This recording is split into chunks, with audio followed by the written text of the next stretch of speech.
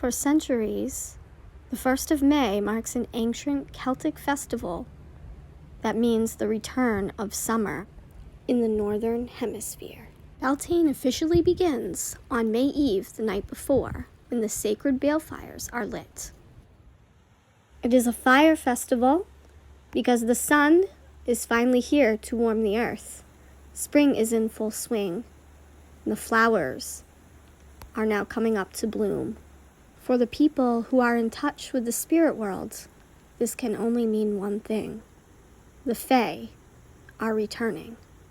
Beltaine is a sacred fire festival and a celebration of flora, as the heat of the sun brings passion and fertility back to the lands.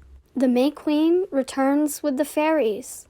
She is fertile and ready to flourish, and the Green Man will come on this day so that they may be in union.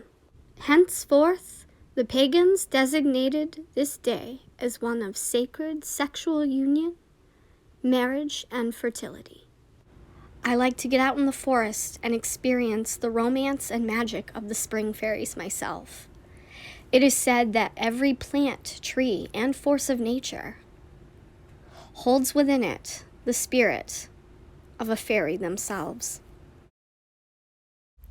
When a new season of growth and life is approaching, you can look to the ground in the brush or just peeking out of the snow for the first spring flowers. One of the first blooms to come up is coltsfoot. Coltsfoot remarks the return of the sun easily by its appearance. It is ruled by the planet Venus for love, passion, and creativity. Other flowers that honor the sacred day of Beltaine are primrose, lilacs, daffodils, dandelions, and tulips.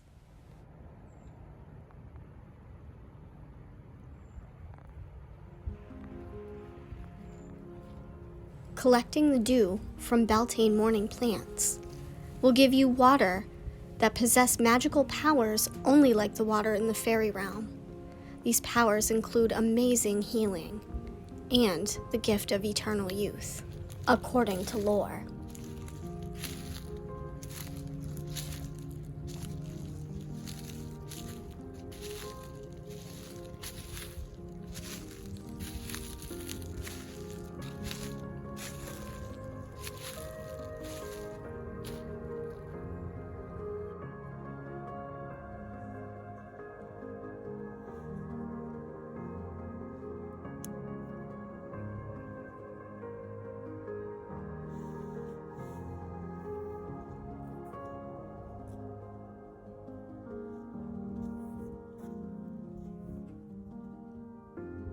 You may have heard tales of the fairies abducting a human baby into the fairy realm and replacing the child with a fairy changeling of their own. But did you know that Beltaine is the biggest day of the year that children are known to be at risk of being kidnapped and stolen to the fairy realm? Beltaine, sacred day to the fairies, is a mysterious time for children to be conceived or born. For these children possess great mystical powers, the ability to commune with the fairies, to see them, known as the gift of fairy sight, and to be in tune with all elements of nature.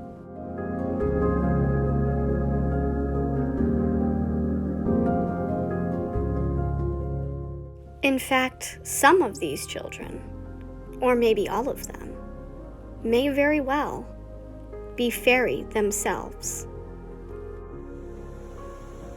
How could something like this happen, one might ask?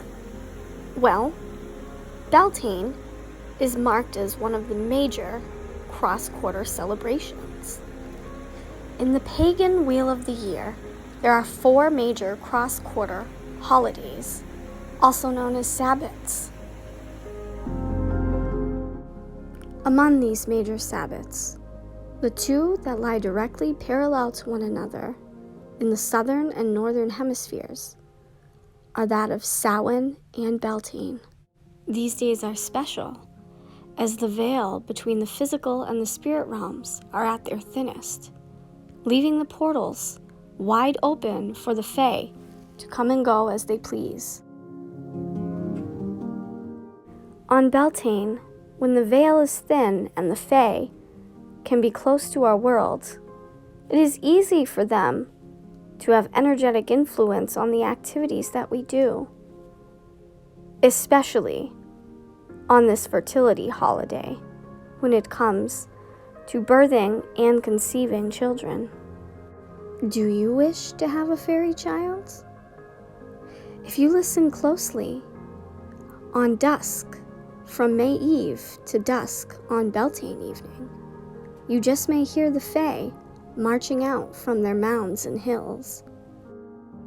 So be careful of your words, your actions, and your kindness towards nature. The fairies will be out and about to play tricks on humans, their animals, and their farms.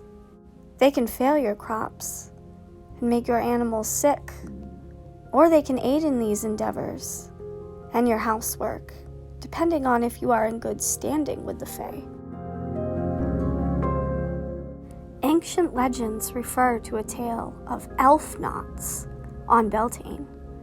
Elf knots were known as the mysterious knots and braids that a farmer might find in their horse's mane upon May Day morning. The horse could have been brushed and groomed completely the night before, leaving no other explanation to these mysterious knots, but to the Fae returning to play tricks.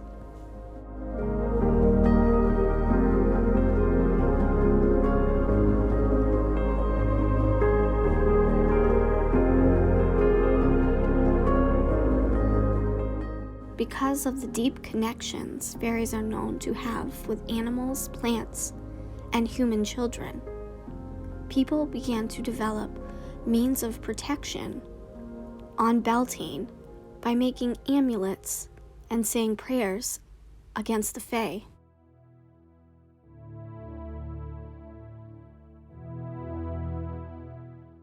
The best protection one can have against the ill wishes of the Fae is to treat their gardens well and the environment, treat their animals well, and always leave out offerings for the fairies for Beltaine morning.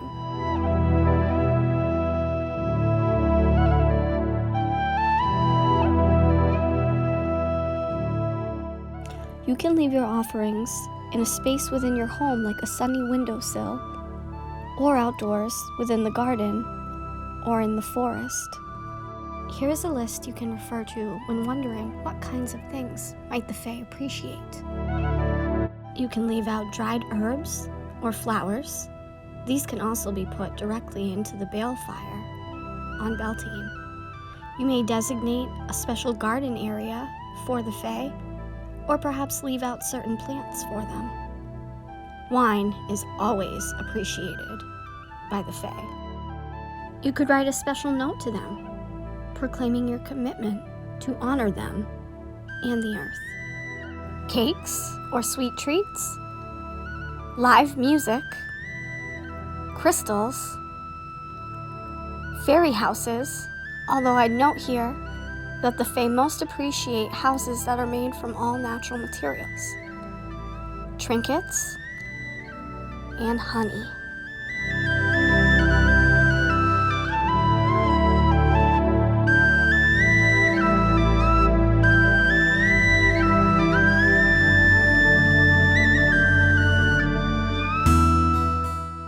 Thank you for watching and supporting me.